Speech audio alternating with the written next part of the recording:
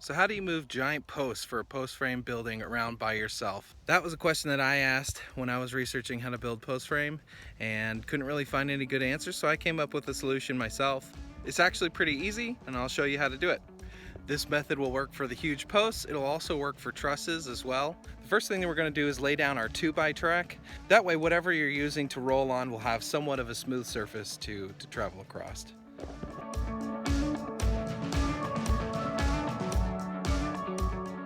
After your track's all done, you're going to want to use some kind of tube to make it easy to roll whatever you're moving to its destination. For me, I use this 3-inch ABS pipe that I got from Home Depot.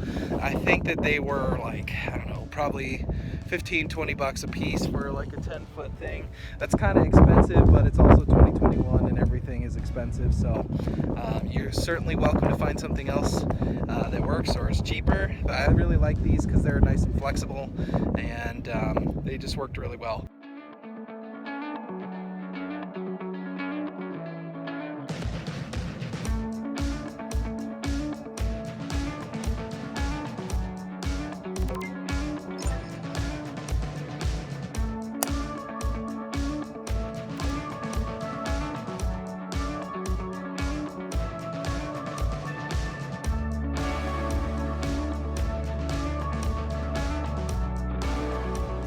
All right, that's all there is to it. If you found this information useful, please hit that thumbs up button. Helps us a great deal. And if you're interested in more about post framing and homesteading in general, or just want to watch some 30-year-olds do some stuff in an entertaining way, please hit the subscribe button and the little bell so you don't miss any future videos. Catch you guys next time.